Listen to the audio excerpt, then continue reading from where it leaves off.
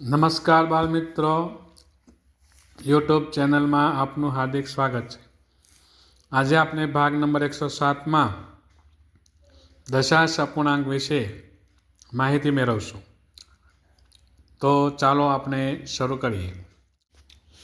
દશાંશ અપૂર્ણાંક જે સંખ્યાના છેદમાં 10, 100 કે 1000 અથવા 10ની ઘાત આપવામાં આવેલી હોય તેવી સંખ્યાને દશાંશ અપૂર્ણાંક કહેવાય છે. દાખલા તરીકે અહીંયા 3/10 છે, તો એને આપણે કેવી રીતે લખીશું? તો 0.3 આ આપણે દશાંશ અપૂર્ણાંકમાં એને લખી. તેવી જ રીતે 3/100 હોય તો એને આપણે કેવી રીતે લખીશું? તો 0.03 એકમ દશક 100. આવી રીતે એને વાંચવું હોય તો 3 એમ વંચાય. તેવી જ રીતે 1000 આપેલા હોય 3/1000 તો એકમ દશક 100,000 તો 0.003 સહસ્ત્રાંશ અથવા તો 3 સહસ્ત્રાંશ એવી રીતે આપણે વાંચીએ છીએ. તેવી જ રીતે 10નો વર્ગ 10નો ઘન એટલે 10નો વર્ગ એટલે 100, 10નો ઘન એટલે 1000 એટલે 10, 100 કે 1000 અથવા તો આવી રીતે 10નો વર્ગ ને 10નો ઘન હોય તો આપણે આવી રીતે એ દશાંશ અપૂર્ણાંકને લખી શકીએ છીએ. દશાંશ અપૂર્ણાંક સંખ્યાનું લેખન અને વાંચન જે છે તે આમાં આપણે કેવી રીતે થાય તે જોયું આપણે. દશાંશ અપૂર્ણાંકમાં રૂપાંતર, તો અહીંયા અપૂર્ણાંક આપેલા છે અને આપણે દશાંશ અપૂર્ણાંકમાં કેવી રીતે ફેરવાય તે આપણે આગળ આપણે જોઈશું. દશાંશ સંખ્યાનું અપૂર્ણાંક સ્વરૂપમાં રૂપાંતર. તેવી જ રીતે દશાંશ આપેલા હોય તો તેને અપૂર્ણાંકમાં કેવી રીતે લખાય? તો એનું ઉલટું સ્વરૂપ તે દશાંશ સંખ્યાની સરખામણી. તો આમાં દાખલામાં આવશે કે સરખામણી કરો તો સંખ્યા આપેલી હોય તે પ્રમાણે નાની મોટી સંખ્યા જે છે તે આપણે એની સરખામણી કેવી રીતે કરવી તેનો આપણે અભ્યાસ કરીશું. દશાંશ અપૂર્ણાંકમાં ભાગુ સબા, તેમાં પણ સાદુરૂપના દાખલા આવે. દશાંશ અપૂર્ણાંકનો ભાગાકાર, ગુણાકાર, સરવાળા અને બાદબાકી. તો આટલી વાતો જે છે તે આપણે દશાંશ અપૂર્ણાંકમાં જોવાના છીએ. તો સૌ પ્રથમ પહેલો દાખલો 136 દશાંશને દશાંશ સ્વરૂપે લખો. આગળ આપણે જોયું તેવી જ રીતે આપણે દશાંશ સ્વરૂપે લખવું હોય તો નીચે 10 આપેલા છે, તો આપેલ સંખ્યાને 10 વડે ભાગીએ અથવા તો એ દશાંશ ચિહ્ન મૂકીશું. તો 136 છે તો એકમ દશક એટલે આવી રીતે દશાંશ ચિહ્ન આવે. અહીંયા જોઈએ તો 136.0 છે એટલે પહેલાં સંખ્યાને વાંચીએ પછી ખ્યાલ આવે. અહીંયા 1.36 0.136 સહસ્ત્રાંશ. આ ન આવે, આ ન આવે, આ પૂર્ણ છે 136.0 દશાંશ છે એટલે 136 આખા છે. તો અહીંયા સાચો જવાબ આપણે છે એ આવશે. તો કેવી રીતે? તો કે આપણે જોઈએ તો એને પહેલાં અપૂર્ણાંક સ્વરૂપે આપેલા છે એને દશાંશ ચિહ્નમાં ફેરવીએ તો 10 છે એટલે એકમ દશક એટલે 13.6 દશાંશ. આવી રીતે આપણે એનો જવાબ લખી શકીએ. ત્યારબાદ દાખલો નંબર 2 335 શતાંશને દશાંશ સ્વરૂપે કઈ રીતે લખાય? તો આગળ જોયું તેવી જ રીતે જ્યારે 100 આપેલા હોય તો એકમ દશકને 100. તો પહેલી સંખ્યા આપણે જોઈએ તો એકમ દશક 100 3.35 શતાંશ. અહીંયા જોઈએ તો 33.5 દશાંશ. 3.53 0.335 સહસ્ત્રાંશ।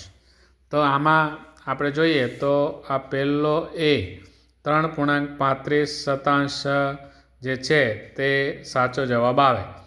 કેવી રીતે? તો એકમ દશકને 100 જે કહેવાય કે ત્યાં દશાંશ ચિહ્ન મૂકીને આપણે સંખ્યા લખી શકીએ।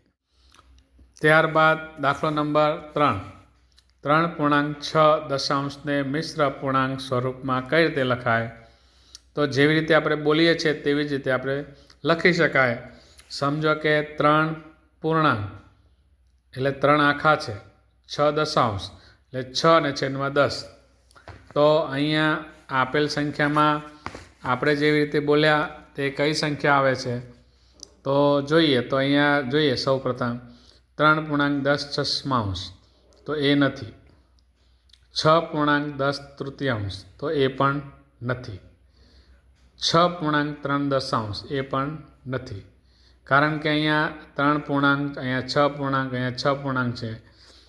બીજી એવી સંખ્યા છે 3.6 તો આ બંને જે સંખ્યા છે એમાંથી એક સંખ્યા આવે, કારણ કે 3 પૂર્ણાંક વાળી બે સંખ્યાઓ છે। અહીંયા તો આ તો ન જ આવે કારણ કે 6 પૂર્ણાંક છે। ત્યારબાદ બીજો પ્રશ્ન એ છે કે પછી શું વંચાય? તો કે અહીંયા 6 દશાંશ વંચાય, તો અહીંયા 10 છઠ્ઠાંશ છે એટલે આ ન આવે। તો આપણો જવાબ આવશે ડી। શું આવશે? 3.6। ત્યારબાદ દાખલો નંબર 4 15.05 મિશ્ર પૂર્ણાંક સ્વરૂપમાં કેવી રીતે લખાય? તો આગળ આપણે જોયું એવી જ રીતે મિશ્ર પૂર્ણાંકમાં આપણે લખીશું તો 15.5 થાય। હવે અહીંયા એવી એક પણ સંખ્યા છે નહીં, તો શું કરીશું? તો જુઓ, ચાલો આપણે જોઈએ। તો અહીંયા સૌ પ્રથમ 15.5 એકમ દશક 100 એટલે 100, પછી આપણે તેના છેદ ઉડાડીશું 20 પંચા 100 એટલે જવાબ આવશે 15 પૂર્ણાંક, અહીંયા કાંઈ ન હોય તો 1 આવે, 1/20 એ એનો જવાબ આવે। તો આપેલ વિકલ્પોમાંથી કઈ સંખ્યા 15.1 છે? તો આ વિકલ્પ ડી તે આપણો સાચો જવાબ આવશે। ત્યારબાદ દાખલો નંબર 5 13.3 દશાંશ સ્વરૂપ શું થાય? હવે અહીંયા આપણે દશાંશ સ્વરૂપમાં લખવાનું છે, તો તે માટે શું કરવું પડશે? તો હમણાં આપણે આગળ નિયમો જોયા કે દશાંશ એટલે કે અપૂર્ણાંકનું દશાંશ અપૂર્ણાંકમાં રૂપાંતર આપણે કરવું। તો ચાલો આપણે એ દાખલો જોઈએ।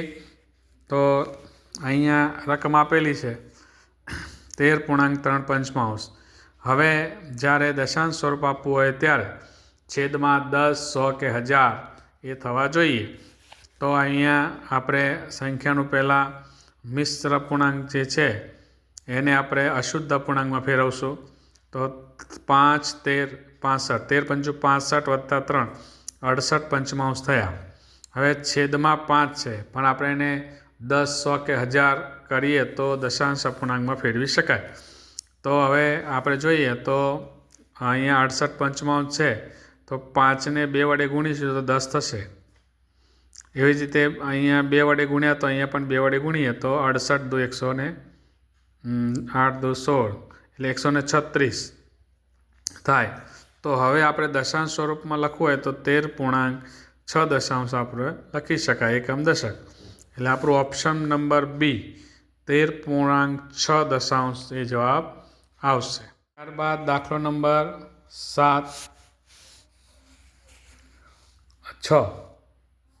નીચેનામાંથી સૌથી મોટી સંખ્યા કઈ છે? તો આની પણ આપણે નિયમમાં જોયું કે સંખ્યાની સરખામણી માટે દશાંશ અપૂર્ણાંકમાં કઈ રીતે આપણે કરી શકશું? તો આપણે સૌપ્રથમ આપેલી સંખ્યાને મિશ્ર પૂર્ણાંકમાં લખીશું, ત્યારબાદ આપણને ખ્યાલ આવશે કે કઈ સંખ્યા મોટી છે। અહીંયા પ્રથમ સંખ્યા છે 5.99 સહસ્ત્રાંશ, બીજી સંખ્યા છે 5009.99 શતાંશ, ત્રીજી સંખ્યા છે 5009.92 ત્રીજી સંખ્યા છે 509.99 હવે આગળ આપણે જોઈએ તો સૌથી મોટી સંખ્યા આપણે શોધવાની છે. તો અહીંયા 5 છે, પૂર્ણાંક કેટલા 5 પૂર્ણાંક, અહીંયા 5009 છે, અહીંયા 5009 છે અને અહીંયા 509 છે. એટલે એ અને પહેલી અને છેલ્લી સંખ્યા નહીં આવે.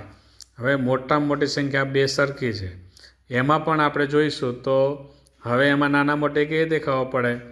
તો સૌ પ્રથમ આપણે જોઈએ તો અહીંયા 100માંથી 99 ભાગ છે અને અહીંયા 100માંથી 92 ભાગ આગળ આપણે જોયું હતું.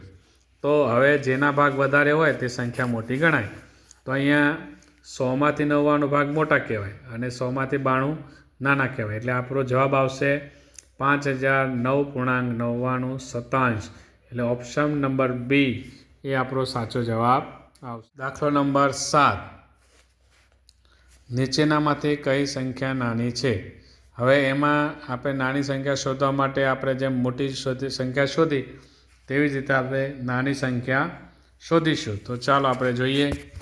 તો સૌપ્રથમ પહેલી સંખ્યા જે છે તે 7.6627, બીજી સંખ્યા છે 7.667, ત્રીજી સંખ્યા છે 7.666 અને ચોથી સંખ્યા છે 7.66. હવે આપણે સૌથી નાની સંખ્યા શોધવાની છે. તો અહીંયા જોઈએ તો 7 પૂર્ણાંક જે છે તે બધામાં છે. પછી 100માંથી 66 ભાગ, અહીંયા 10માંથી 6 ભાગ, અહીંયા 1000માંથી 666 ભાગ અને 1000માંથી 66 ભાગ. તો સૌથી ઓછા જોઈએ તો 1000માંથી 66 ભાગ જે છે એટલે કે 1000માંથી 66મો ભાગ એટલે ઓછો કહેવાય. એટલે આપણે નાનામાં નાની સંખ્યા જોઈએ તો આ ડી આવે 7.66. બાલમિત્રો, આજે ભાગ નંબર 107માં આપણે દશાંશ અપૂર્ણાંકના દાખલાઓનું સોલ્યુશન મેળવ્યું. હવે પછી આપણે ભાગ નંબર 108માં આગળના દાખલાનું સોલ્યુશન મેળવશો. નમસ્કાર.